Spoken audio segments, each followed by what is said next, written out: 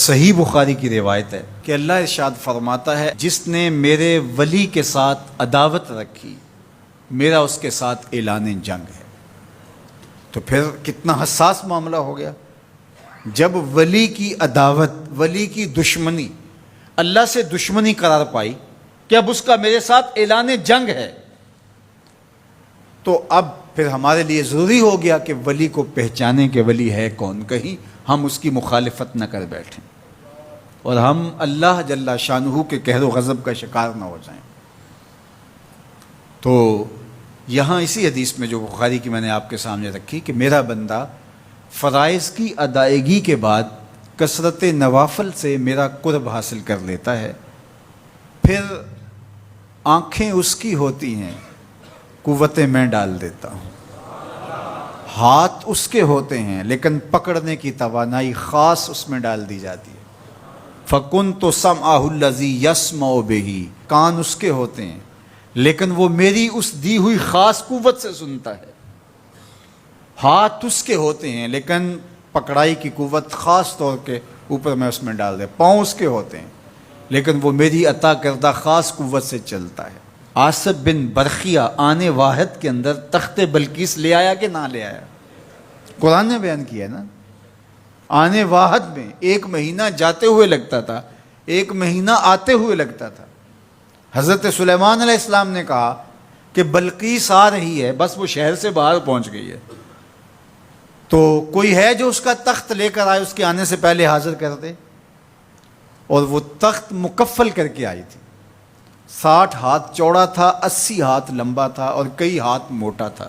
تو کہا کوئی ہے جو اس کے آنے سے پہلے لے آئے؟ قال عفریت من الجن، ایک جن کھڑا ہو گیا، کہا حضور میں لے آتا ہوں۔ کب لاؤ گے؟ کہا کہ مجلس برخاست ہونے سے پہلے پہلے تخت آ جائے گا۔ بڑی بات تھی، لیکن سلیمان نے کہا نہیں، مجھے اس سے بھی پہلے چاہیے۔ کیا شان ہے، پیغمبر تھے، کہا مجھے اس سے بھی پہلے چاہیے۔ تو پھر کیا ہوا؟ قرآن پڑھیے، قال الذی عندہ علم من الکتاب، جس کے پاس کتاب اللہ کے علم کا کچھ حصہ تھا۔ زبور ساری کا عالم نہیں تھا، زبور کی کچھ آیتوں کا عالم تھا۔ اس نے کہا انا آتی کا بہ، جی حضور میں لے آتا ہوں۔ یہ تو دوپہر تک لا رہا ہے، تم کب لاؤ گے؟ کہا قبل ان یرتد الیک طرفک، آپ آنکھ بعد میں جھپکیں گے، تخت پہلے پڑا ہوگا۔ یہ قرآن نے کہا ہے نا۔ اور ابھی حضرت سلیمان نے آنکھ جھپکی نہیں تھی تو تخت سامنے پڑا تھا۔ جب اس کو دیکھا تو بے ساختہ کا ھذا من فضل ربی، یہ میرے رب کا فضل ہے جس نے میری دہلیز کے ایک خادم کو یہ طاقت عطا کی ہے کہ 1 مہینے کی مسافت سے اتنا بڑا تخت آنے واحد میں آنکھ جھپکنے سے پہلے حاضر کر دیتا ہے۔ آنا آتی کا بے ہی، لفظ سنیے، آنا میں، آتی کا آتا ہوں، بے ہی اس کو ساتھ لے کے، یعنی میں ابھی گیا اور ابھی آیا اور تخت بھی لے آیا، اور وہ وہاں سے غائب بھی دکھائی نہیں دیا اور تخت بھی وہاں موجود تھا۔ اور حضرت سلیمان نے کہا کہ یہ میرے رب کا فضل ہے، اور اس کہانی کو میرے رب نے قرآن میں بیان فرمایا۔ جو کرامات پچھلے انبیاء علیہم السلام کی امتوں کے اولیاء کو حاصل تھیں، وہ اس امت کے اولیاء کو بھی حاصل ہو سکتی۔ جس طرح حضور نبیوں سے افضل ہیں، حضور کی امت باقی امتوں سے، اور حضور کی امت کے اولیاء باقی امتوں کے اولیاء سے افضل ہیں۔ تو جب ان کی یہ کرامت ہو سکتی ہے کہ آنے واحد میں تخت بلقیس لا سکتے ہیں، تو اگر اس امت کے کسی ولی کی ایسی کرامت بیان کی جائے تو اس میں طبیعت میں بے چینی کیوں پیدا ہو؟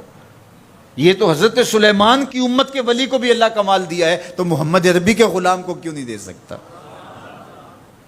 تو جو حضرت شاہ نقش بند بخاری علیہ رحمہ کا ذکر کیا جاتا ہے کہ جب آپ کی خادمہ کو اور آپ سے عقیدت کا دھم بھرنے والی خاتون کو کابل میں محل کی چھت سے دھکا دے دیا گیا، اور جب وہ نیچے پہنچی تو حضرت شاہ نقش بند بخاری علیہ رحمہ نے اس کو جو ہے وہ آسانی کے ساتھ زمین پہ رکھ دیا، تو حیرت سے آنکھیں پھٹی رہ جاتی ہیں اور پوچھتی ہیں کہ آپ کب آئے، آپ تو بخارے میں تھے؟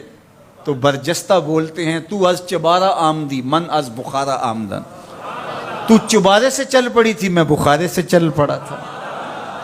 تو یہ حضور کے غلاموں کی شان ہے، اور یہ کوئی جو ہے وہ بعید نہیں ہے۔ باقی رہی بات یہ عقل نہیں مانتی، تو معجزہ اور کرامت ہوتے ہی وہی ہیں جو عقل انسانی کو عاجز کر دیں۔ جو عقل میں آ جائے وہ تو فن ہوگا۔